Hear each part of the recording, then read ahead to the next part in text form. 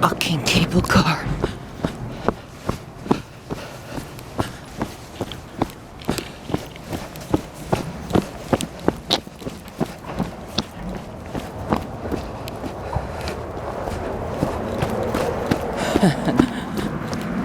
I'm gonna hide here until that fucking cable car is gone.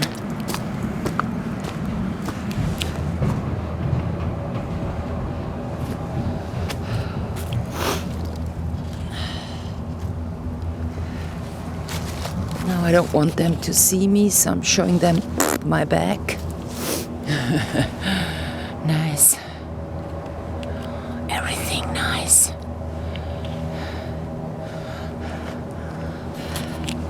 Now I'm showing them my middle finger. I hate them.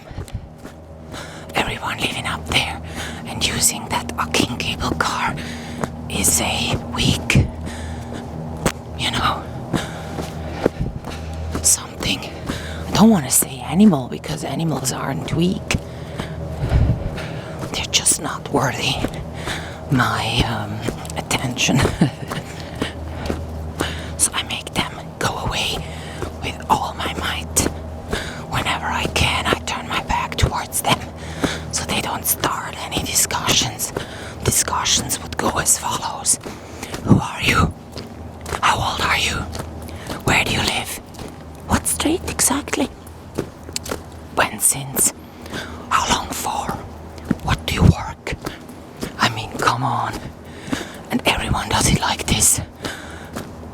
I've been with so many people in their cars. I know what the structure of their discussions is.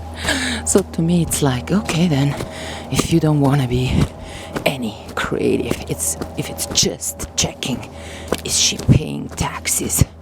Or, do I know anybody living nearby? So that I could phone that one at night, in the evening, and have a real nice topic, to share. Ooh, I met your neighbor, something like this.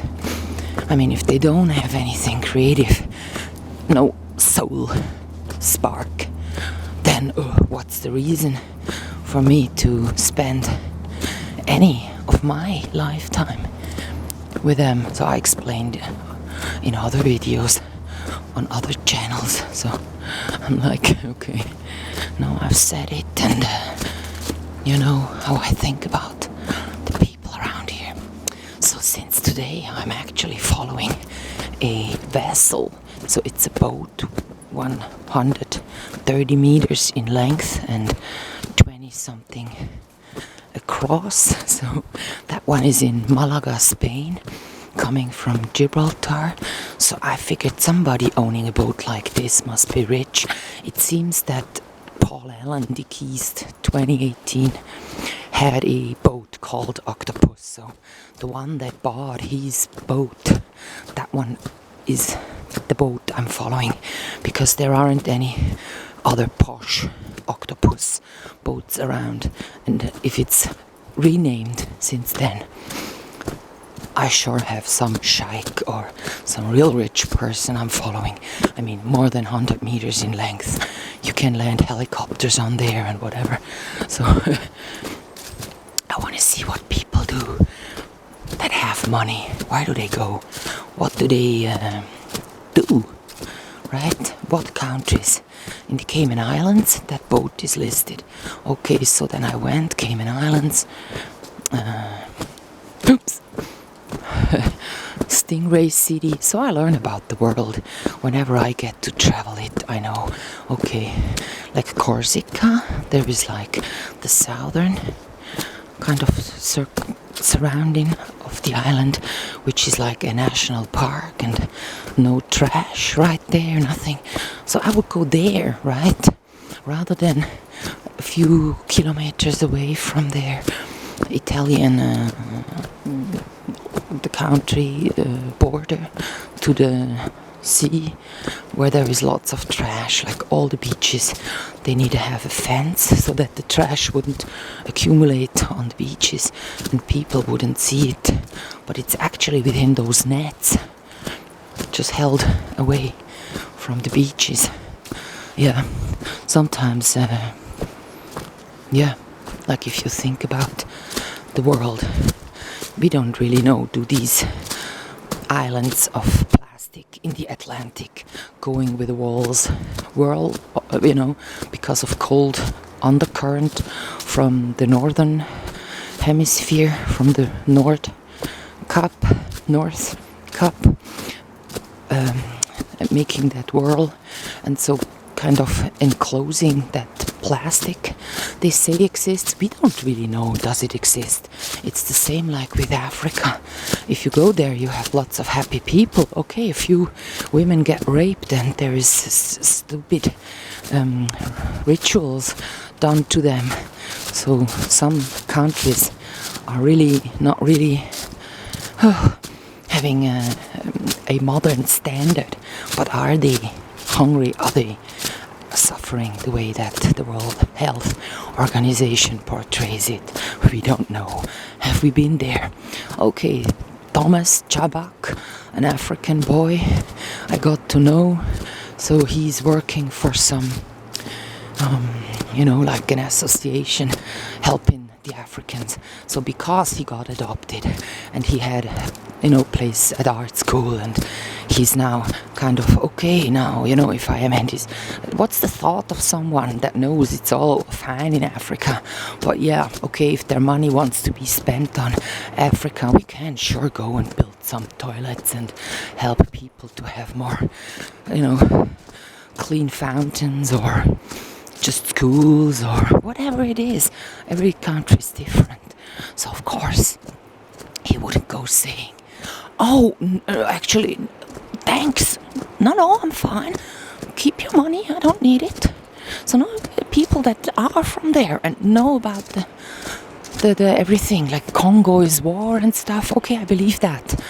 So I'm not like not believing pictures, people with rifles and stuff, okay, I believe that. But it's when you get deeper into this, an old couple traveling in their van, like the people on YouTube that travel in their vans, they did it for a century almost. And they've been like 10 years in Africa of that century of travel. So nothing ever happened to them, and they didn't see, like in Romania or Bulgaria in Europe, that many suffering, dogs and cats and stuff. So people do get fed. There's just certain areas maybe that the World Health Organizations, like Ethiopia, takes. And there, okay, Sudan, you have, malnourished people and maybe some rivalry and blah blah, or the one that was with Hutsi and Tutsi on the other side of that continent. So yes, that one might be true, but in general I don't think that they eat that rubbish that we eat around here, just bread and sugars and no minerals, no vitamins, no secondary plant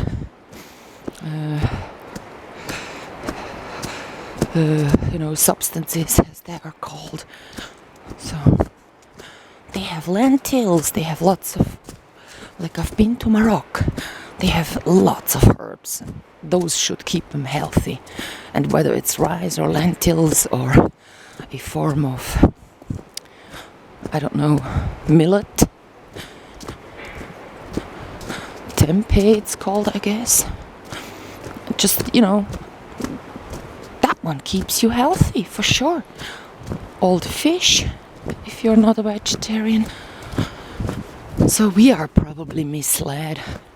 The elite, which are the dominant minority, they don't want us to go to Africa, because we could just go there. Somewhere there is a piece of land that we could just live on. Nobody would say go away. They would say, okay, what are your skills? Okay, we can use that in the near our village. Stay here, please.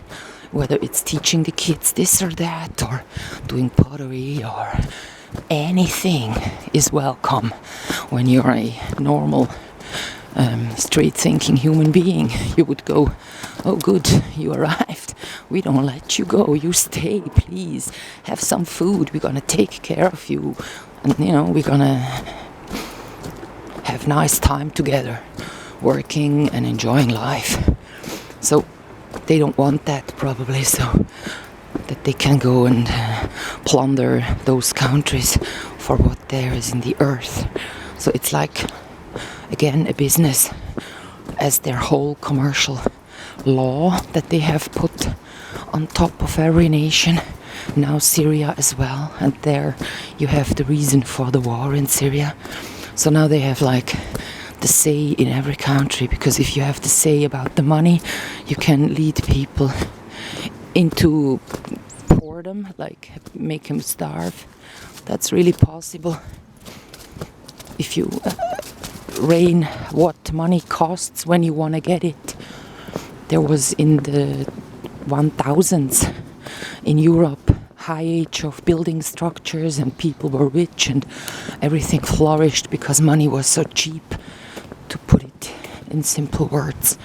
So there were people taking care of how money should be dealt with, and it wasn't speculation, just letting speculation run wild. And so you had like the ones that were rich already profit from money the most, and everyone else just had to take the money as it comes. You know, you get not much money for work you do, but you pay a lot to buy the goods you need, even the rent and stuff like that. The prices from land, that's where the rent, the price derives from. So that's like their business structure.